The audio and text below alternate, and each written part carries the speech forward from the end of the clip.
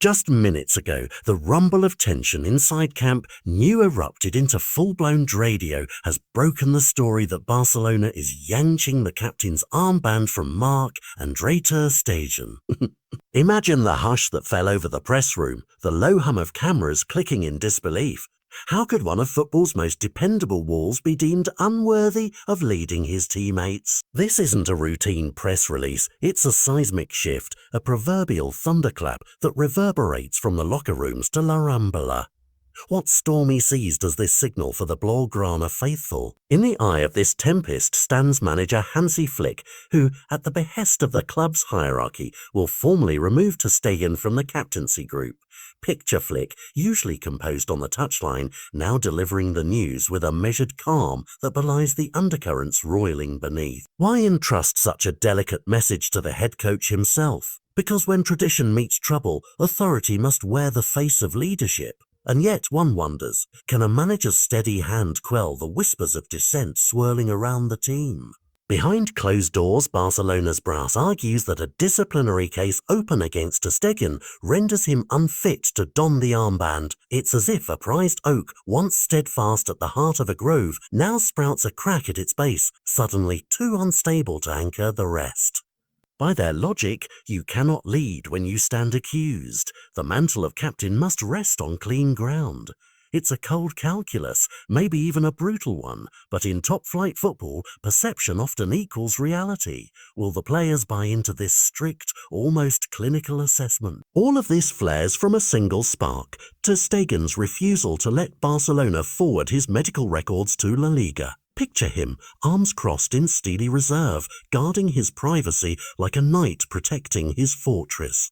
The club, desperate to classify him as a long-term injury case and free up salary space for new signings, saw that information as vital leverage. But the goalkeeper saw something else, a breach of trust, an invasion of personal confidentiality. And so he drew a line, one that now cleaves the team's unity in two. How far will both sides go to defend their positions?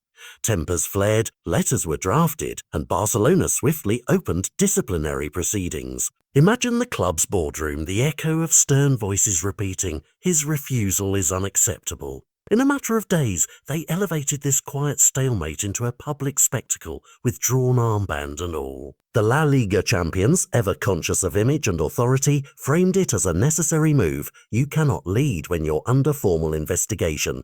Yet fans in the stands, mouths agape, ask, are we witnessing justice or a power play? Adding weight to the narrative, Mundo Deportivo reporter Fernando Polo confirmed the news, staking his reputation on the scoop. His name flashed across social feeds like a beacon, and suddenly every sports cafe in Barcelona buzzed with speculation. Did Polo's confirmation cement the decision, or merely fan the flames of debate?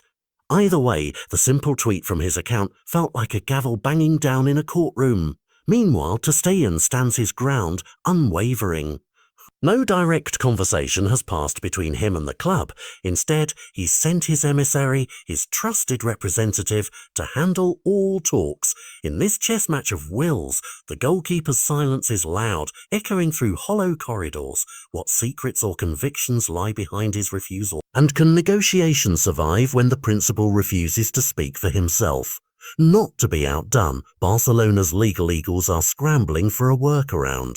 They're exploring every statute, clause, and precedent to forward the medical dossier to La Liga without requiring the player's signature. Their prize? A designation of long-term injury, opening up precious payroll room for the looming transfer market. It's corporate strategy cloaked in medical formality, the perfect trick play. Yet one slip, one legal misstep, and the entire maneuver could backfire spectacularly. But even if Barcelona manages to sneak those documents through legal loopholes, La Liga's medical commission sits firm: no consent, no review. The commission's stance is simple: protect the players' rights above all.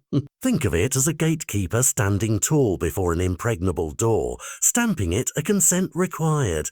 Here process triumphs over pressure, leaving the club's grand plan stranded in procedural red tape. Will the Blaugrana find a way past this blockade, or will they be forced to negotiate in good faith?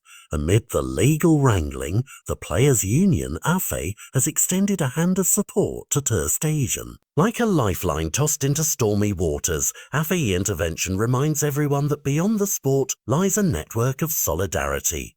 The union's overture sends a clear message. Even in football's gladiatorial arena, no player should fight alone. How will this alliance shape the unfolding drama on and off the pitch? Finally, attention turns back to the locker room.